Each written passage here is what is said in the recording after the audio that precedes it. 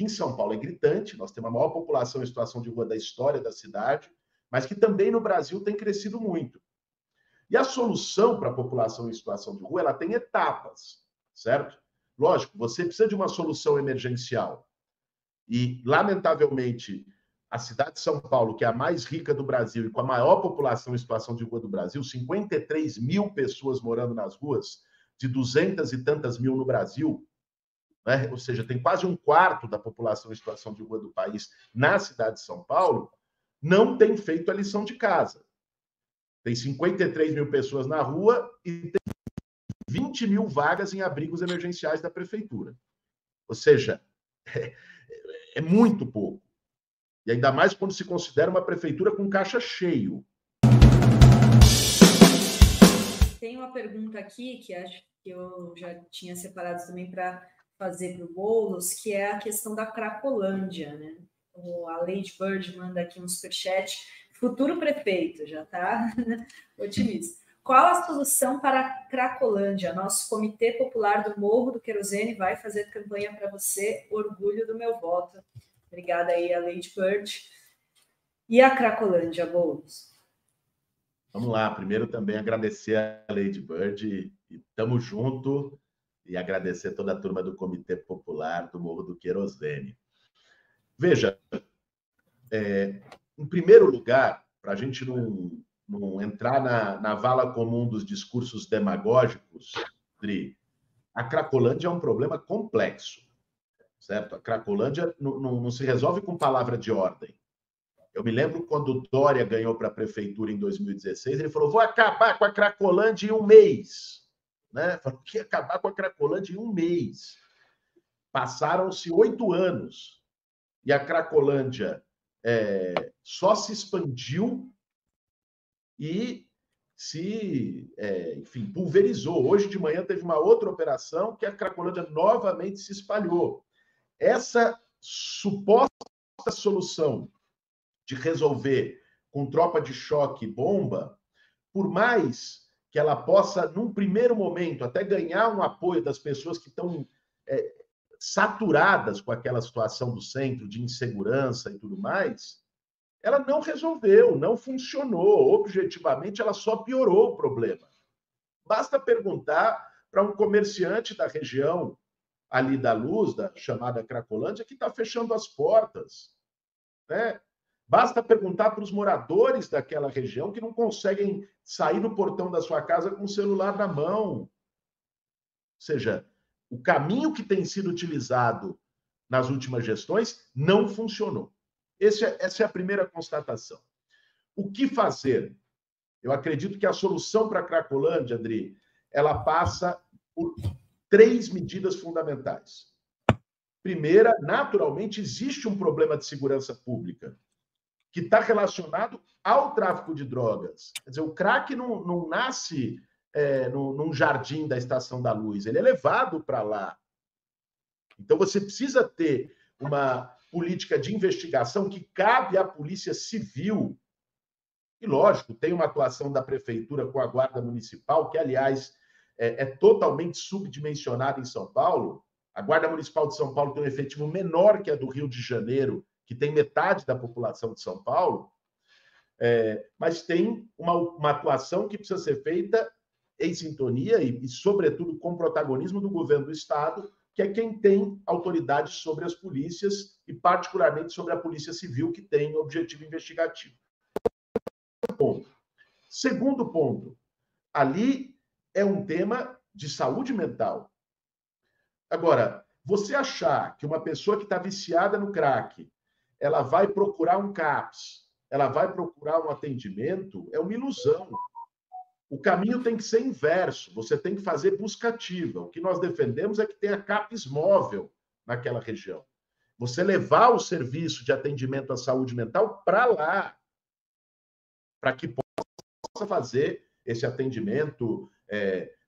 Aí você tem várias medidas. Eu tive a oportunidade de fazer meu mestrado em psiquiatria, estudei psicanálise e tenho dialogado com vários especialistas na área. Você tem desde redução de danos até internação. Você vai ver isso conforme cada caso. Né? Não tem solução em bloco na psiquiatria.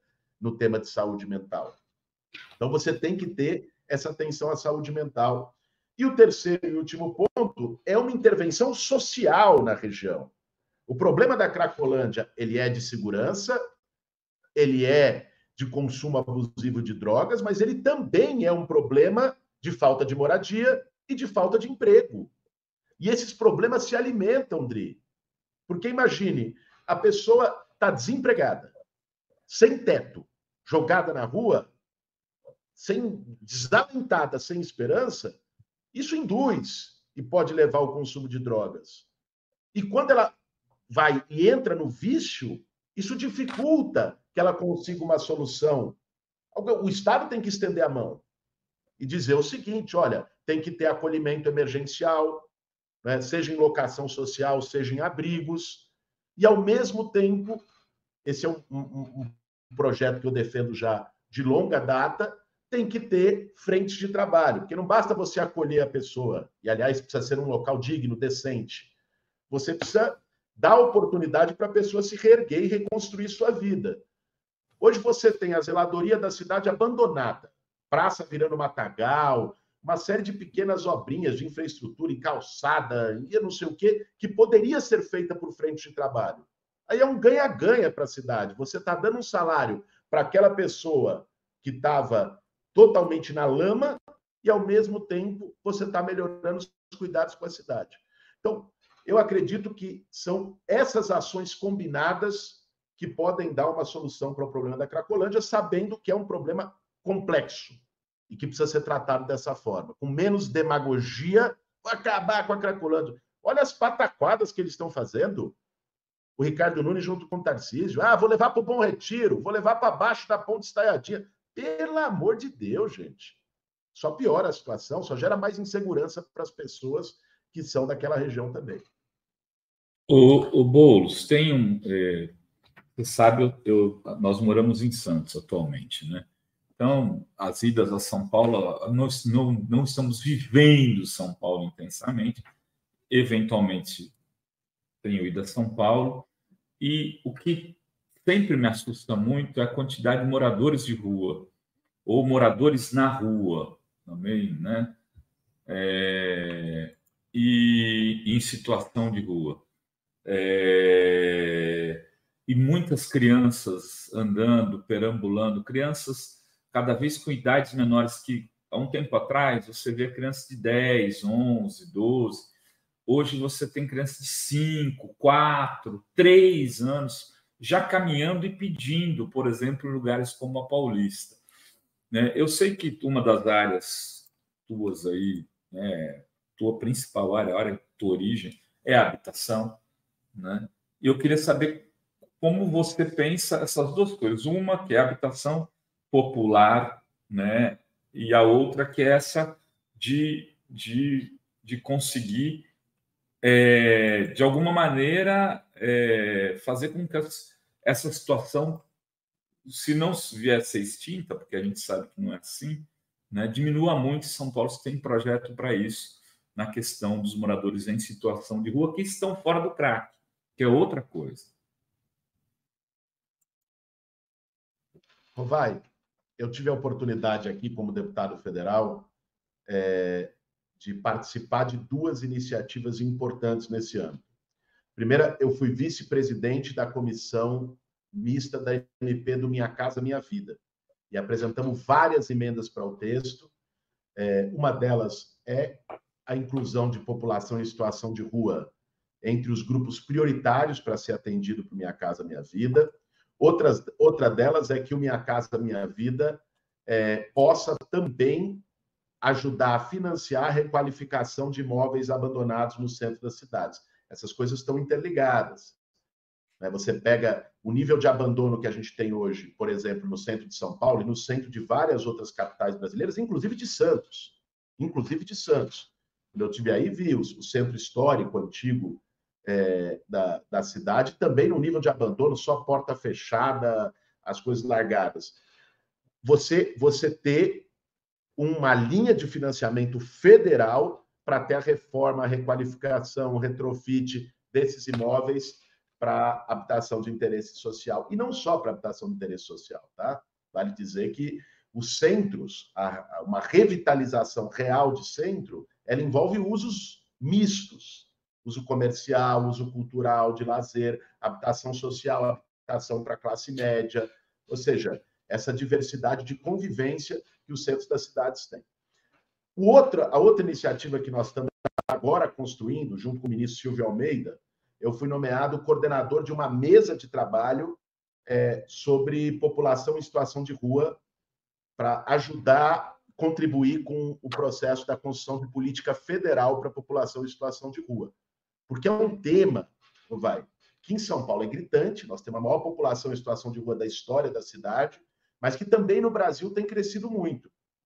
E a solução para a população em situação de rua, ela tem etapas, certo? Lógico, você precisa de uma solução emergencial. E, lamentavelmente, a cidade de São Paulo, que é a mais rica do Brasil e com a maior população em situação de rua do Brasil, 53 mil pessoas morando nas ruas, de 200 e tantas mil no Brasil, né? Ou seja, tem quase um quarto da população em situação de rua do país na cidade de São Paulo, não tem feito a lição de casa. Tem 53 mil pessoas na rua e tem 20 mil vagas em abrigos emergenciais da prefeitura. Ou seja, é muito pouco. E ainda mais quando se considera uma prefeitura com caixa cheio.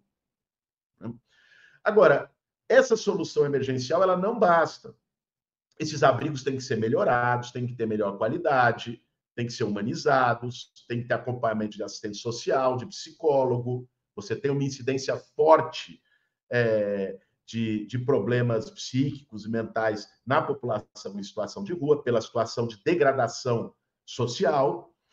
Agora, você tem que ter uma política de moradia definitiva, que é o que se discute no mundo todo, com moradia primeiro e por aí vai. Você tem que ter uma construção habitacional que priorize, como nós queremos que seja e será o novo Minha Casa Minha Vida, aquelas pessoas que estão mais vulneráveis em situação de rua. Seja, né, no sentido tradicional que os condomínios, os conjuntos que Minha Casa Minha Vida já faz, seja inclusive em sistema de mutirão, com as pessoas construindo as suas próprias casas e o governo entrando com terreno, entrando com material de construção, com assessoria técnica. Ou seja, existem várias alternativas que não têm sido exploradas de forma devida, não só em São Paulo, mas em várias cidades do país.